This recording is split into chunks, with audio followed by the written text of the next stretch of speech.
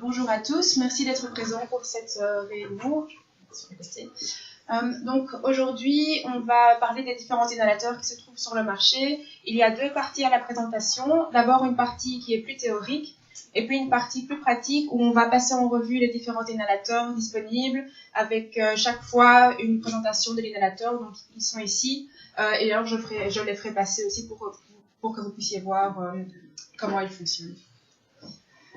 Tout d'abord, pourquoi avons-nous mis cette présentation en place? C'est parce qu'on se rend compte qu'il devient vraiment de plus en plus difficile pour les médecins et aussi le corps infirmier qui est en contact avec les patients de pneumologie, de savoir exactement quel inhalateur doit être utilisé, comment choisir le bon inhalateur qui va être adéquat pour le patient, mais aussi de vérifier que le patient va bien utiliser son inhalateur pour qu'il puisse recevoir sa thérapie de manière correcte. Et donc, on dit 1 sur 10, c'est parce qu'on dit qu'un Belge sur 10, un jour, aura besoin d'un inhalateur. Et la thérapie par inhalation pour les maladies respiratoires telles que l'asthme ou la BPCO sont les thérapies recommandées. Et il est vraiment important de d'abord bien expliquer au patient comment il doit utiliser son inhalateur. Donc, il y a beaucoup de sortes différentes. Il faut être sûr que le patient sache utiliser celui qu'il a, mais aussi de vérifier cette technique à chaque consultation. Donc, lorsque le patient vient, il faut lui redemander s'il utilise son inhalateur de manière correcte et s'il dit oui, il faut demander une démonstration pour être sûr que tout se passe comme il faut.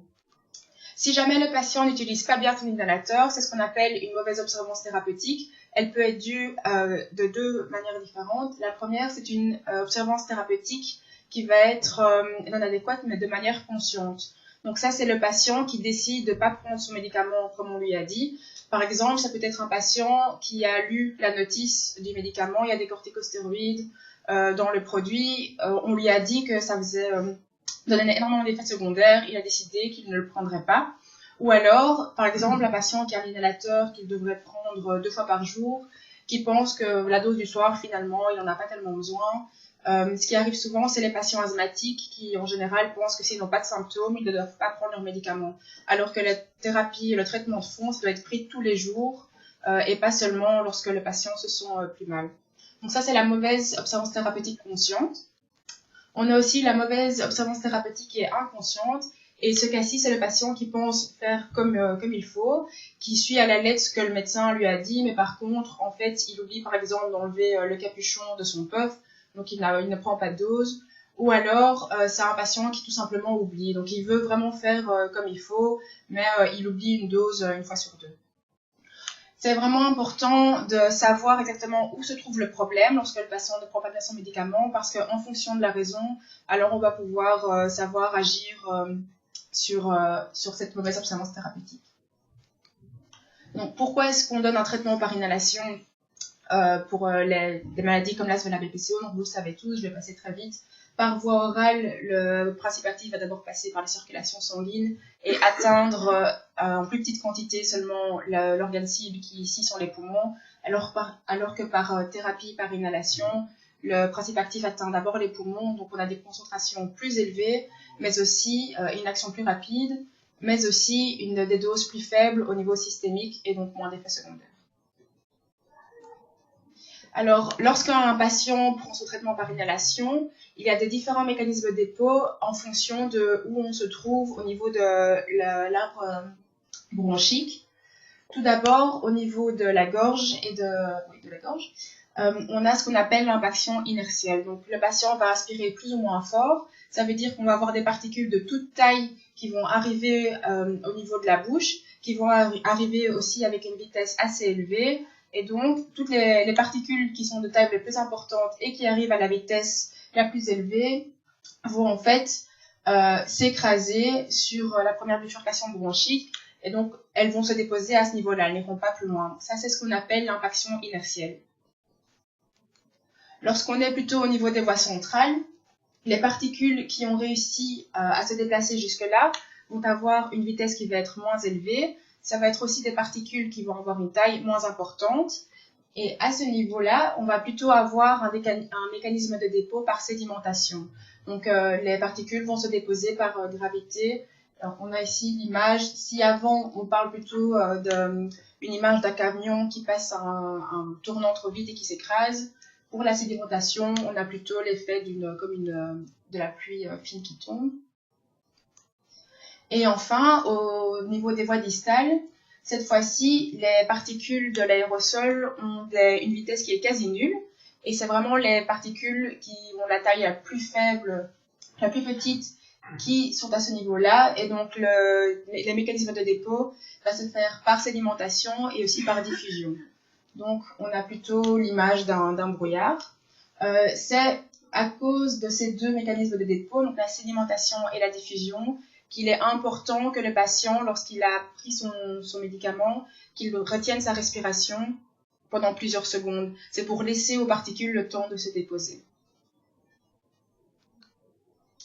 Donc, ces trois mécanismes de dépôt arrivent quelle que soit la manière dont le patient prend son médicament. Ceci dit, il y a plusieurs facteurs extérieurs qui peuvent avoir un impact et qui vont avoir un impact important sur la quantité de produit finalement qui va être déposé au niveau du poumon. Donc, on a plusieurs facteurs. On a soit d'un côté les propriétés de l'aérosol. Alors ici, on va parler plus particulièrement du diamètre des particules, le MMAD, où je reviendrai sur la définition. Et alors, lorsqu'on parle du puff, de la vitesse et de la durée du nuage. Et puis, on a aussi des facteurs liés au patient, tels que le débit inspiratoire que le patient utilise pour prendre son inhalateur, mais aussi le fait d'avoir une technique d'inhalation qui va être correcte ou incorrecte. Alors, on va commencer par le MMAD. Donc, tout d'abord, une petite parenthèse sur le MMAD. Donc, la définition du MMAD, c'est diamètre aérodynamique de masse médian. C'est un diamètre qui est fictif. Donc, en fait, si on veut calculer le diamètre d'une particule, on imagine une particule comme une sphère.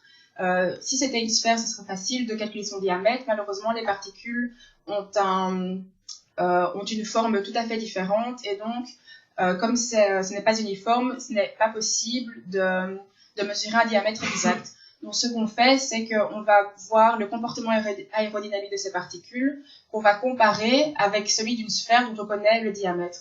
Donc, si ma sphère de 5 microns a une vitesse lambda, si on prend une particule qui a le même comportement aérodynamique, on va considérer que le diamètre de cette particule est aussi le diamètre la même diamètre que la sphère. Donc, tous les aérosols ont un MMAD particulier. Si on prend des différents MMAD, ceci est une étude scintigraphique qui a été faite avec du salbutamol. On voit que la répartition pulmonaire est complètement différente selon qu'on ait un diamètre moyen de 6 microns ou un diamètre de 1 micron et demi. Donc pour le diamètre de 1 micron et demi, on voit que la répartition est tout à fait homogène avec aussi un dépôt au niveau des voies distales, alors que par exemple pour le diamètre de 6 microns, les particules ont tendance à rester vraiment au niveau des voies centrales. Il n'y a aucun inhalateur, aucun aérosol qui est disponible sur le marché avec un diamètre de 6 microns. Tous les aérosols ont un diamètre qui est inférieur à 5 microns. En général, on est autour des 3 microns et demi. Et donc, avec les études, on a vu que pour pouvoir arriver de manière efficace au niveau des différentes parties de l'arbre bronchique, les particules qui ont un MMAD d'au-dessus de 5 microns, en fait, restent le plus souvent bloquées au niveau oropharynx. Les particules qui ont un diamètre entre 2 et 5 microns arrivent à se déposer au niveau des voies centrales. Et alors, les particules de moins de 2 microns peuvent arriver jusqu'au niveau des voies distales. La vitesse du nuage a aussi un impact. Donc ici, on parle bien sûr seulement du puff, pas des inhalateurs à poudre sèche. On voit ici qu'avec un nuage rapide, après 75 millièmes de seconde, on n'a plus de nuage. Ce qui veut dire que non seulement les particules vont arriver avec une vitesse plus élevée au niveau de la gorge, ce qui va favoriser le phénomène d'impaction inertielle et donc les dépôts au niveau de la gorge plutôt qu'au niveau du poumon. Ça n'aide pas non plus pour la coordination. Donc on sait bien le plus gros désavantage du puff, c'est d'avoir des patients qui savent coordonner le fait d'appuyer sur le déclencheur et le fait d'aspirer au bon moment. Si le nuage est trop court, ça va favoriser, si un patient n'a pas une bonne technique, ça risque d'empirer en fait le peu de quantité d'aérosol que le patient va pouvoir inhaler. Avec un nuage long et lent, non seulement on diminue le phénomène d'impaction inertielle, donc on favorise le dépôt pulmonaire, mais en plus, ça va favoriser la coordination du patient. En tout cas, le dépôt pulmonaire, malgré une mauvaise coordination. Donc, ceci, c'était pour les propriétés de l'aérosol. Donc, pour les facteurs liés au patient, je vais commencer avec le débit inspiratoire. Et je voulais juste ici dire qu'on parle principalement de ce qui se passe lorsqu'un patient utilise un puff. Parce que lorsqu'un patient utilise un inhalateur à poudre sèche, on va voir que la technique d'inhalation que le patient veut utiliser est différente. Mais donc, pour un aérosol doseur, on va voir différents cas de figure. Le premier, c'est un patient qui va utiliser un aérosol avec des grandes particules, donc des particules de 10 microns, et qui va avoir un débit très rapide, donc il va inspirer très fort. Et on voit ici que le dépôt se fait majoritairement au niveau extrathoracique, donc au niveau de la gorge à cause de l'impaction inertielle. Et on va quand même avoir un certain nombre de particules qui vont se déposer au niveau des bronches, mais quasi aucune qui vont se déposer au niveau des voies aériennes périphériques. Donc, lorsqu'on inspire vite avec des particules qui ont un diamètre en fait, trop élevé, on a surtout un dépôt extrathoracique. Si on améliore déjà un de ces deux facteurs, c'est-à-dire que le patient inspire toujours aussi rapidement, mais que cette fois-ci, on a des particules de plus petite taille, donc ici de 2 microns, le dépôt extrathoracique est fortement diminué, donc on a moins d'impaction inertielle, on a un bon dépôt au niveau des branches, mais surtout une énorme différence au niveau du dépôt des voies aériennes périphériques. Donc ceci est déjà un meilleur cas de figure. Et alors, le cas idéal avec un aérosol doseur, c'est un patient qui va utiliser un aérosol avec des petites particules, mais surtout qui va inspirer de manière lente. Le fait d'avoir ce débit lent va permettre d'avoir un dépôt extrathoracique quasi nul, et ensuite un bon dépôt au niveau des branches, et surtout un très bon dépôt au niveau des voies aériennes périphériques, et ceci parce que le fait d'avoir un débit inspiratoire lent maximise le dépôt par sédimentation.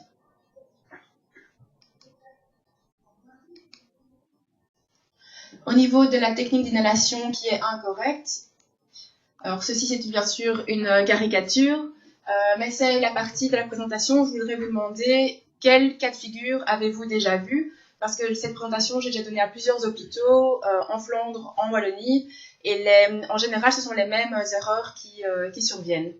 Donc je voulais savoir quelles sont vos expériences. La gélule de Spiriva qu'on avale.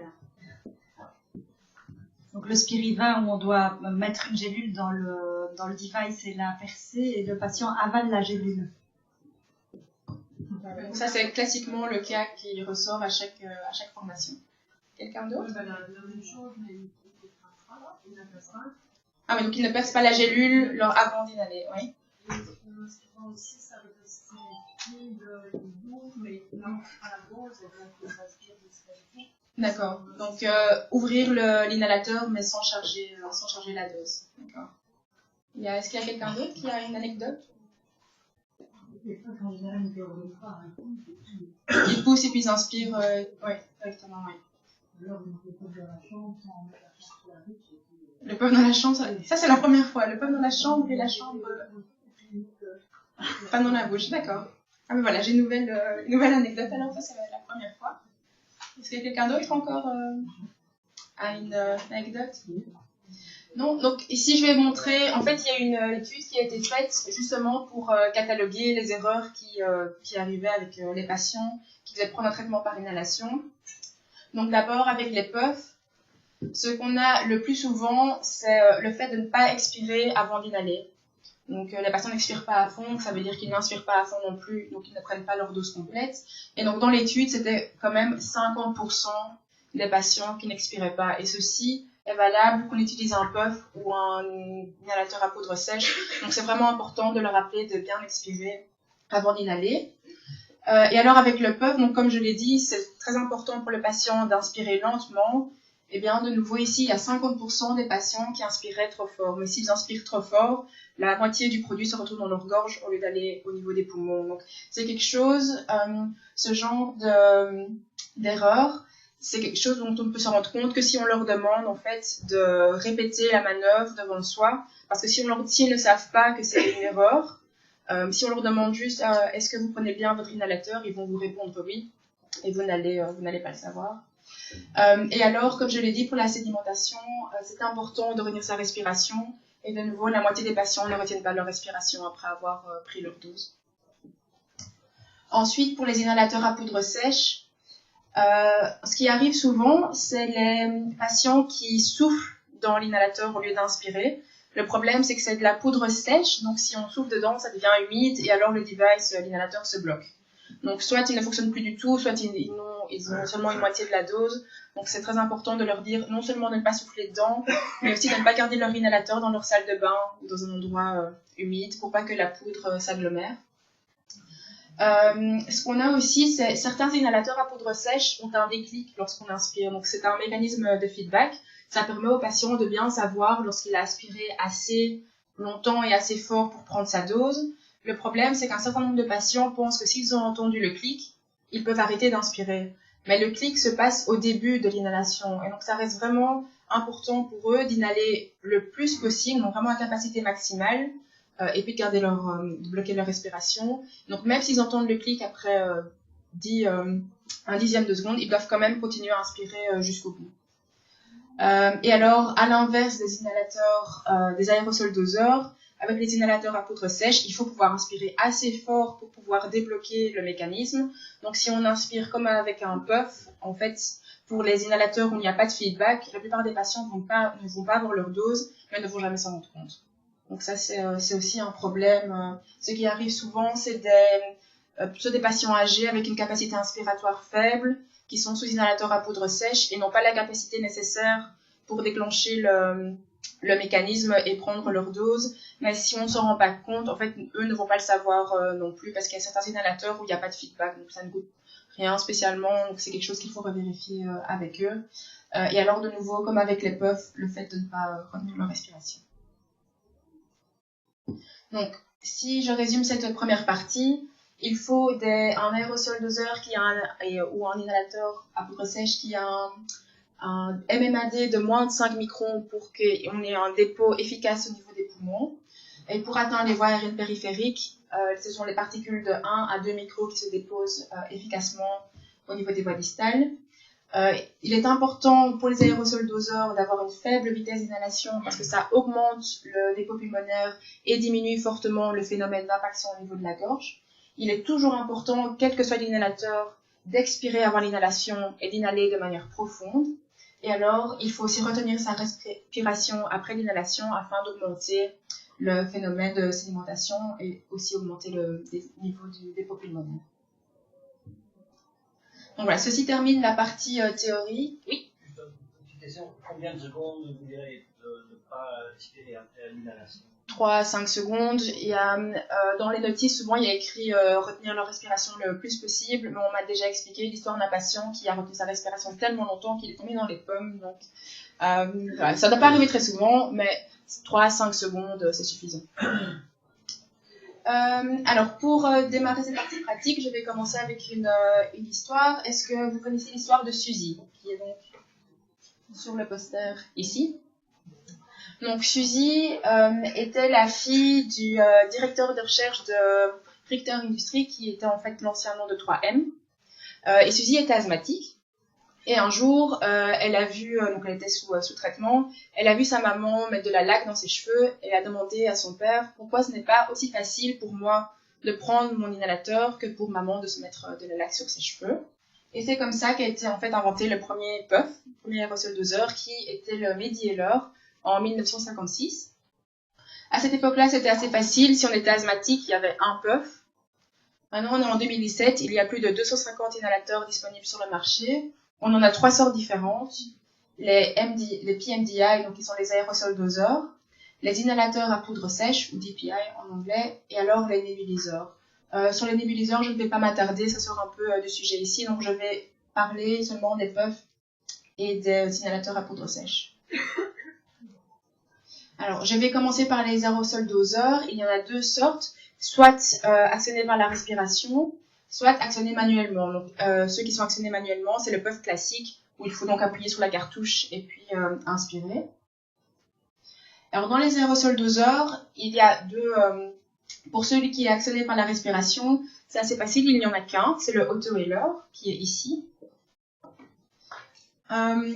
L'auto-inhaler est vraiment facile d'utilisation. Donc son grand avantage, c'est parce qu'il est actionné par la respiration, il n'y a pas de coordination à faire. Parce que le patient, une fois qu'il a ouvert le capuchon, il doit juste armer l'inhalateur comme ceci, et puis il peut respirer quand il veut. Donc il n'y a pas de coordination entre le fait d'armer l'inhalateur et de prendre sa respiration. Donc c'est un très bon inhalateur. Le seul problème, ou son seul défaut, c'est qu'il n'y a en Belgique qu'un produit qui est disponible avec celui-ci, c'est le Cuvard. Donc on ne peut pas le donner à tous les patients. Comme beaucoup de puffs, il n'a pas de compteur de dose, donc c'est aussi difficile de savoir quand il est vide. Mais sinon, c'est une bonne alternative pour les patients qui n'ont pas un débit aspiratoire assez fort pour avoir un inhalateur à poudre sèche, mais qui ne savent pas coordonner. Ceci, en fait, permet de pallier aux deux problèmes. Ensuite, on a les puffs classiques qui sont actionnés manuellement. Alors, je vais commencer par le puff ici. Donc, facile d'utilisation, comme on l'a dit avant, le seul problème, c'est de coordonner. Donc, la plupart des puffs doivent être secoués parce que ce sont aussi des suspensions à l'intérieur. Donc, après qu'il est secoué et qu'ils aient expiré à fond, donc c'est vraiment important, ils peuvent déjà commencer à inspirer un tout petit peu et puis pousser et inspirer à fond. Comme ça, on est sûr qu'ils aient la dose totale. Alors, bien retenir leur respiration ensuite. Donc, attendre 3 à 5 secondes et alors expirer lentement. Donc, tous les puffs qui sont comme ça, ce sont pareils. Il y en a un ici qui a un compteur de dose. Donc, ça, c'est plus facile pour les patients pour savoir lorsqu'il est vide ou pas. Et alors, on en a un qui est spécifique, qui est le Respimat. C'est celui-ci. Donc, c'est ce qu'on appelle un inhalateur à brouillard. Donc, pourquoi à brouillard? Parce que vous allez voir quand je vais l'actionner que la plume est extrêmement fine, mais aussi extrêmement longue. Donc, je disais plutôt que c'était important d'avoir un nuage long et fin. Donc, le nuage ou la plume de cet inhalateur est vraiment très longue et les particules sont... la taille des particules sont assez fines. Ce qui est plutôt difficile avec cet inhalateur, c'est l'actionner en fait. Donc tout d'abord, lorsque le patient va le chercher à la pharmacie, le cartouche n'est pas dedans, c'est très difficile de la rentrer. Il faut vraiment mettre la cartouche dessus et s'appuyer sur une table. Normalement, ce sont les pharmaciens qui le font. Donc si jamais vous avez un jour un patient qui vous dit qu'il n'arrive même pas à mettre la cartouche dedans, ils doivent savoir que c'est le pharmacien qui doit le faire parce que c'est vraiment compliqué. La deuxième chose, c'est que je vais les faire passer ensuite. Il y a des petites flèches rouges ici dans le bas qui montrent dans quel sens il faut le tourner. Ça paraît assez facile pour nous de le tourner, mais j'ai déjà eu plusieurs remarques en quoi pour les patients âgés ou des patients qui ont de l'arthrose par exemple ou des rhumatismes, c'est trop dur en fait, c'est vraiment compliqué pour eux de le tourner. Donc je vais poser le micro 2 secondes.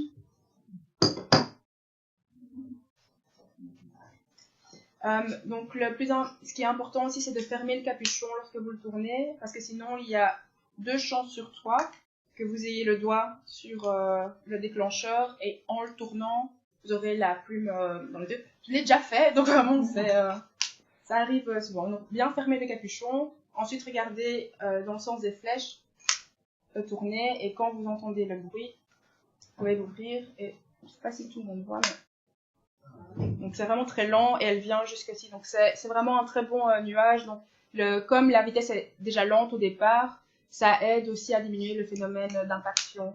Donc vraiment, niveau technologie, c'est un très bon inhalateur. Son désavantage, c'est vraiment la force qu'il faut pour le tourner. Pour les patients âgés ou qui ont des problèmes ou qui n'ont pas de force, c'est très compliqué.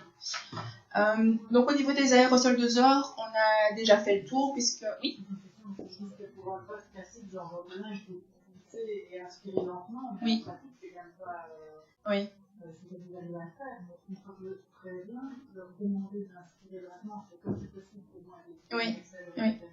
Avec les postes, en pratique, il faut passer vraiment. C'est difficile à quantifier aussi. Aspirer lentement sur un poste, alors que quand on pousse sur le ventre même, ça sort, oui. Oui, c'est difficile à expliquer. Il faut essayer de leur demander d'inspirer le plus lentement possible. Après, voilà, clairement, si on compare par exemple la plume du Ventolin à la plume du Respimat, la vitesse est beaucoup plus élevée. Donc c'est aussi difficile pour eux. Mais voilà, ouais, faut essayer de leur demander le plus lentement possible. Ça va sans doute rester assez rapide, mais s'ils pensent au fait qu'ils doivent aller ralentir leur instinct et faire ça plus lentement, ça peut déjà aider. De ça, il faut montrer avec les épaules pour le coffre. Oui. Oui, ça vient tout de suite pour les champs d'inhalation. Oui.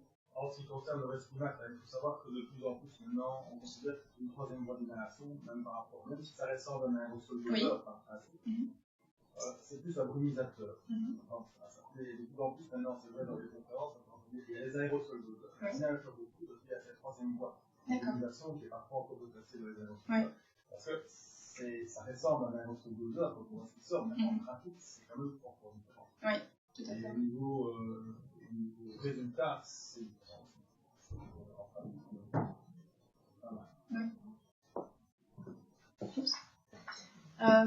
Ceci pour les aérosols doseurs. Alors, donc justement, à propos de la chambre d'expansion, donc l'avantage des puffs classiques, donc pas un peu tel que le Respimat, mais les puffs qui ont ce genre d'embout, ils peuvent être utilisés avec un spacer ou une chambre d'expansion. Je ne vais pas parcourir ceci, c'est juste pour vous montrer que, comme vous savez, il y en a beaucoup de différents. Ils peuvent être métalliques ou en plastique, avec différentes tailles pour que ça puisse être utilisé pour des enfants ou pour des adultes. L'avantage d'un spacer, donc, c'est principalement pour aider la coordination des patients. Donc, ces patients qui ont du mal à coordonner peuvent mettre le puff dans l'embout au niveau du spacer et puis mettre l'embout buccal dans la bouche. Ils peuvent appuyer d'abord et puis respirer lentement dans leur chambre d'inhalation. Le deuxième avantage de cette chambre, c'est comme on le voit ici, donc l'aérosol va se répartir dans la chambre. Le fait d'avoir cet espace entre le puff et la bouche permet de ralentir en fait le nuage déjà. Donc même s'il respire plus vite, le nuage sera quand même plus lent que s'il est utilisé directement dans la bouche. Et le deuxième grand avantage, c'est que les particules les plus lourdes vont en fait se déposer dans le fond de la chambre d'expansion plutôt que dans la gorge du patient. Donc ça permet, en plus de ralentir la vitesse du nuage, ça permet aussi de diminuer encore l'impaction inertielle parce que les plus grosses particules vont se déposer au niveau de la chambre. S'il y a plusieurs puffs à faire de suite, les patients peuvent soit en faire un, inspirer et puis actionner le deuxième, ou peuvent en faire deux dans la chambre et puis respirer plusieurs fois. Un troisième avantage, c'est qu'il peut être utilisé chez les enfants aussi. Déjà chez les nourrissons, avec bien sûr l'utilisation d'un masque nasalo-buccal. Bien évidemment, lorsqu'on utilise un masque, il y a de la perte de médicaments, puisque les particules vont aussi se déposer autour de la bouche ou autour du nez. Ceci dit, l'alternative, c'est de la nébulisation. Il y a aussi une grosse perte à ce niveau-là. Et alors, pour les enfants en âge préscolaire ou scolaire, ils peuvent aussi utiliser une chambre d'expansion. Ça permet aux enfants plus jeunes de prendre leurs médicaments avant qu'ils sachent bien coordonner. Ce à quoi il faut faire attention avec les chambres d'expansion, c'est à bien les nettoyer. Donc on conseille de les nettoyer une fois par semaine. Mais ce qu'il faut faire, c'est lorsque on les a plongés dans de l'eau savonneuse, on peut les rincer, mais par contre il ne faut pas les frotter. Parce que lorsqu'on les frotte, on risque de créer de l'électricité statique. Et alors les particules, au lieu d'arriver dans la bouche de votre patient, vont rester collées aux parois de la chambre d'expansion, ce qui n'est bien sûr pas le but. Et alors, les inhalateurs à poudre sèche. Donc, on a deux systèmes, les systèmes monodose et les systèmes multidose. Dans les systèmes monodose, ce sont des inhalateurs à gélules. Donc, par exemple, ici, le NDLR qui a le Spiriva. Donc, je vais de nouveau poser le micro. Donc, pour l'NDLR, il faut l'ouvrir ici, ouvrir la deuxième la partie en plastique, mettre la gélule dedans, refermer et puis le percer une fois, pas plusieurs fois.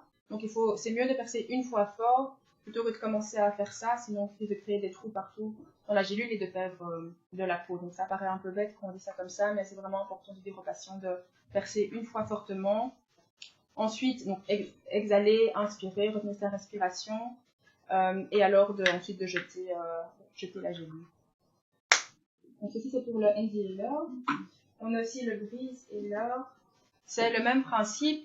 Donc, on ouvre, on soulève ici la partie en plastique, on met la gélule dedans. La seule différence, c'est qu'elle est dans l'autre sens, donc elle est horizontale au lieu d'être verticale. Il y a 2 petits boutons ici sur le côté pour percer la gélule. Ça peut être plus facile pour les patients. Il faut un peu moins de force pour percer la gélule du Briseler que du Spiriva parce que c'est 2 petits boutons sur le côté plutôt qu'un gros. Pour les inhalateurs monodoses avec la gélule, il y a une sorte de feedback quand le patient inspire parce que il y a le bruit en fait de la gélule qui tourne sur elle-même fait une petite vibration. Donc ça aide, ça les aide un peu pour savoir qu'ils inhalent bien. Il y a aussi le Aerolyzer, c'est celui qui est en bleu sur la dia. Je ne l'ai pas avec moi, mais c'est exactement le même. D'ailleurs, vous voyez que le design est vraiment semblable par rapport au Briseler. Donc de nouveau, juste mettre la gélule dedans, percer les 2 côtés, et puis faire la démarche. Ce qu'on conseille de dire aux patients, c'est d'inspirer 2 fois avec la même gélule. Donc si vous regardez dans la notice, par exemple, des médicaments qui sont avec le Briseler, il y a écrit de mettre la gélule, inspirer une fois, ouvrir l'appareil, regarder s'il reste de la poudre dans la gélule. Donc toutes les gélules sont transparentes. S'il reste de la poudre, refermer, réinspirer, puis rouvrir et jeter la gélule. S'ils le font directement 2 fois, ils sont sûrs que la gélule est vide. Et donc pour les inhalateurs à poudre sèche, que ce soit des systèmes monodoses ou des systèmes multidoses comme on va voir maintenant, on demande aux patients de bien inspirer rapidement et profondément. Donc c'est parce que c'est de la poudre et puis un aérosol, il faut pouvoir inspirer assez vite et assez fort pour avoir l'entièreté de la poudre dans la bouche pour l'avoir dans les poumons ensuite. Ensuite, on a des systèmes multidoses qui sont soit avec ruban alvéolé, soit avec réservoir. Je vais commencer par ceux avec ruban alvéolé. Donc pour ces inhalateurs, ils doivent être toujours chargés à la verticale. Donc on a soit 2 rubans différents, ça ne change absolument rien pour le patient, c'est juste le mécanisme à l'intérieur qui est différent. Donc c'est l'Ellipta, qui est celui-ci. Donc pour l'Ellipta, il y a seulement 3 étapes. Donc vous avez un compteur de dose ici, donc il va commencer à 30 et il va décompter chaque fois que le patient prend une dose. Ce que votre patient doit savoir, c'est que s'il ouvre l'appareil et qu'il le referme, il perd la dose aussi. Donc il faut être sûr, ce n'est pas suffisant de regarder le compteur et d'être sûr que votre patient a bien pris sa dose tous les jours parce que si un de ses enfants est passé par là et a joué un peu avec, le compteur décompte. C'est pour ça que c'est rouge ici. Donc il y a un premier clic lorsqu'on ouvre l'appareil, la dose est chargée, le patient doit bien expirer, pencher un peu la tête, inspirer à fond, retenir sa respiration et puis le fermer.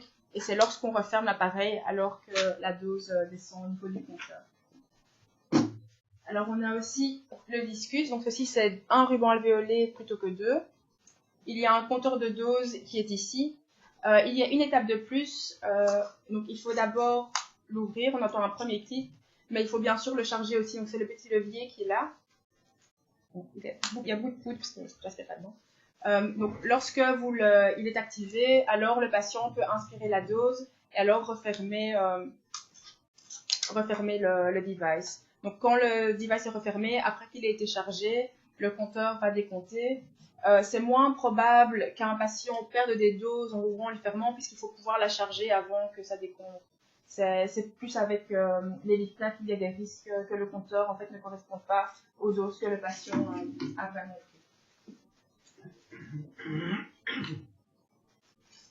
Enfin, on a les systèmes multidoses avec réservoir. Alors, le premier qui a une particularité, c'est l'Easy Healer. C'est le seul inhalateur à poudre sèche qu'il faut secouer. Donc, c'est pour que la poudre se mette bien au niveau des réservoirs. Donc, il faut secouer 3 à 5 fois. Ensuite, l'ouvrir et puis le charger en appuyant ici sur le déclencheur et aspirer. Comme c'est actionné par la respiration, il y a une fenêtre ici.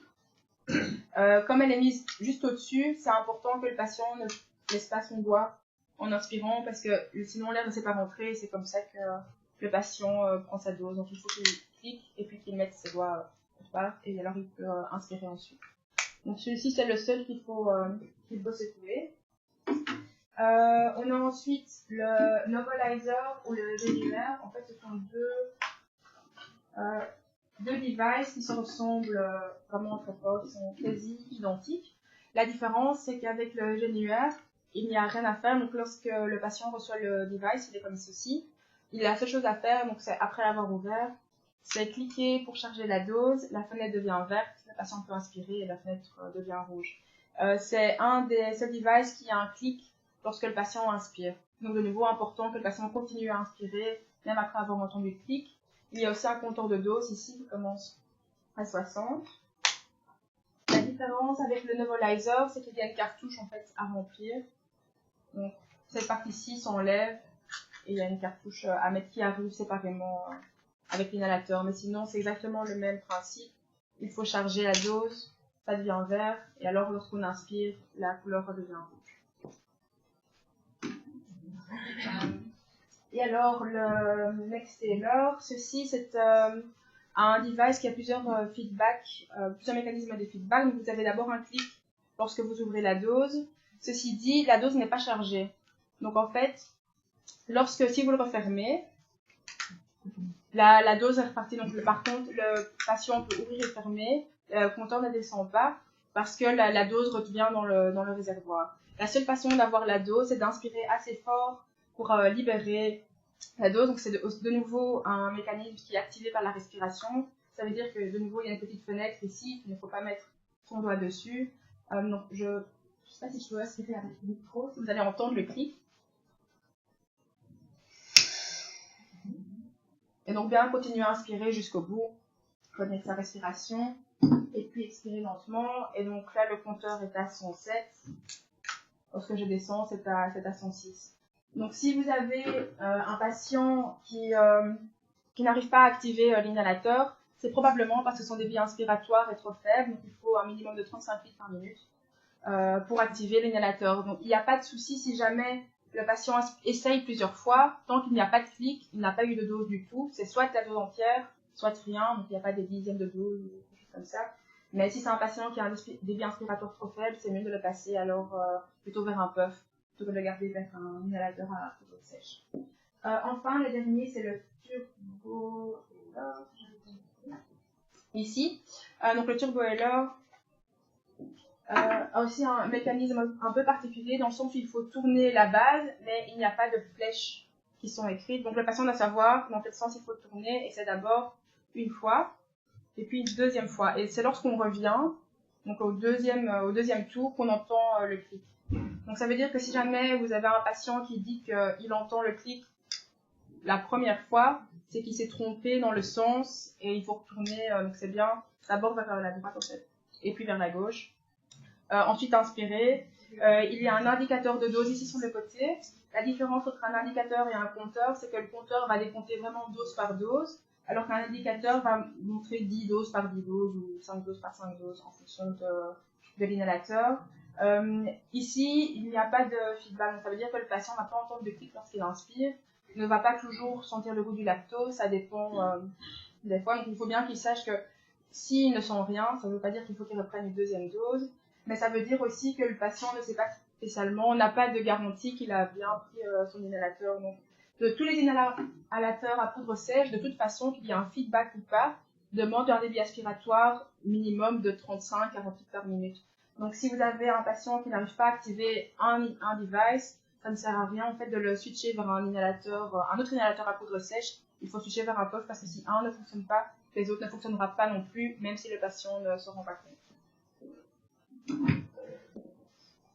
Alors dernièrement, ceci est un algorithme, ça a l'air assez compliqué comme ça, mais finalement il faut se dire qu'il y a 3 questions à se poser pour savoir quel inhalateur donner au patient. Le tout premier, c'est est-ce qu'une inhalation consciente est possible ou pas. Forcément, si c'est pour un bébé à qui on ne s'est pas demandé d'inspirer à fond, il ne sert à rien de lui donner un puff ou un inhalateur à poudre sèche. Il faudra passer soit à un puff avec un spaceur que quelqu'un d'autre va activer, ou alors à la nébulisation. Ensuite, lorsque j'ai ce premier choix, la deuxième choix important, c'est savoir est-ce que mon débit d'inhalation est suffisant, oui ou non, pour savoir si on peut donner au patient un inhalateur à poudre sèche. Si le débit inspiratoire est trop insuffisant pour un inhalateur à poudre sèche, alors il faut aller vers un puff. Enfin, si mon patient a un débit d'inhalation suffisant, il faut savoir si c'est coordonné ou pas. Si la réponse est non, alors on va plutôt se diriger soit vers un inhalateur avec un spacer, ou alors, à la limite, le Respimat, donc il y a une plume très longue et très lente, ça peut aider les patients qui ont une mauvaise coordination. Les patients qui ont un débit inspiratoire suffisant et qui savent coordonner, vous avez le choix entre tous les inhalateurs, et là vous pouvez voir avec lui ou elle ce que le patient préfère. Bon, je vais terminer par cette phrase qui est d'un groupe qui s'appelle ADMIT, qui revoit régulièrement tout ce qui se passe au niveau développement des inhalateurs et techniques d'inhalation. Et ce qu'il dit, c'est que l'inhalateur le plus cher est celui qui n'est pas utilisé correctement. C'est valable au niveau pour, bien sûr, l'aspect financier pour les patients, mais aussi pour l'aspect efficacité. Si vous avez une molécule, quand bien même exceptionnelle, si le patient n'utilise pas son inhalateur correctement et ne prend pas sa dose, ça ne va pas servir à grand-chose et donc sa maladie ne sera pas traitée. Voilà, merci beaucoup pour votre attention.